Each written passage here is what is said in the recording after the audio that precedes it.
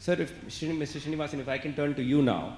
The public sector clearly was created with a lot of hope. And there is a very famous paper by Rohini Pandey and Burgess that showed that post-nationalization, wherever branches were set up by public sector banks, poverty definitely fell. So clearly there was a lot of promise.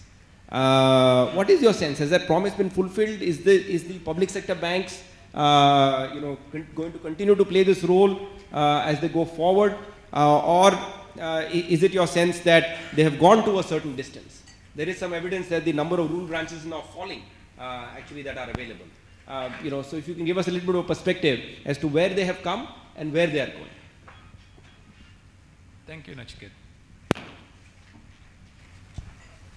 I would look at public sector banks, especially the kind of things that they have done in the last about 30 years or so, as having contributed significantly to whatever little rural finance that has taken place. Today we could say that inclusion levels are appalling. There are a lot of people who remain excluded. There are no effective financial services in the rural area. But then, what has been done so far by the public sector banks, it is quite significant. And because of the network that exists in the rural area, we should remind ourselves that a lot of MFI's operations become feasible. Who is going to transact your cash? Who is going to move your money out from place A to place B? Who is going to be able to handle the residual effects of the physical cash that goes beyond our account? So, even as we blame banks for their failure, we should recognize that the existing backbone of their branches, they have been very functional in doing whatever we are doing today. If you look at the structure, their processes, their functions, they command large resources. The sovereign being the owner, it has a large measure of comfort. In terms of credibility, they don't have a problem. People would very happily come in and deposit, provided they could manage to enter the bank branch. There are a lot of professionals adequately well trained, and in terms of mission, there is absolutely no problem. Every corporate boardroom will reflect that they have a social mission. Every review made at every level, right up to the finance minister in Delhi, would talk about, do you discharge your priority sector mandate? Are you adequately focusing on loans to the poor? Are you executing the government program? On several fronts, these institutions seem to be probably quite on the dot in dealing with issues that are in rural finance, in managing financial services for the poor. But then there are issues. Possibly today they have reached the limits of their network capacity. And there doesn't seem to be a great deal of willingness to extend the network beyond what is right now available. Marginally they may go beyond their present level of branches, maybe by 5-10%, but then that will be in areas where they see good potential. The kind of expansion we saw in rural branches earlier, where maybe Reserve Bank also said, if you open 4 branches in the rural area, I give you 1 license for, say, the urban or the metropolitan. Now, Reserve Bank is also not too hard on that, because over the last about 15 years or so, post the financial sector reform process brought in by the Narasimham Committee and its aftermath, banks are focusing more closely on their profits, on their costs and margins. So, to some extent, this also drives their business model as to where and how they will expand. But I should also flag a few issues on what is the kind of image and what is the kind of attitude that a public sector bank invokes. Okay, it's a broad brush. A lot of bankers are over here. Please don't take offense. When I say that, the public sector banks do suffer from an image problem, especially in the rural branches. If I put it in the order of difficulty, a normal citizen would be extremely reluctant to walk into a police station to lodge a complaint, unless it's a grave problem. Next in the order of difficulty comes for a person who would like to enter a bank branch. If I don't have an account, I see that it's a kind of a forbidding place to enter. Lots of people are busy, counters are there, there is a big barrier between me and the fellow sitting inside a cage, and they asked me to write something, sign something. So unless I am somewhat familiar, I won't probably muster the courage to enter, as threatening as entering a police station in our context. So this is a kind of an image problem. And the attitude is, yeah, there are people who are very good in the rural branches, they have done remarkable work, but maybe they are an atypical sample. There are several, possibly, yeah, because of their own problems of having to commute from a different place, be here for 5-6 hours, close the branch and get back, or sometimes they think they are serving out a kind of a sentence. They have been sentenced to the rural branch for 2-3 years. Nachiket knows this more, he will be able to tell. Then I'll have to get back.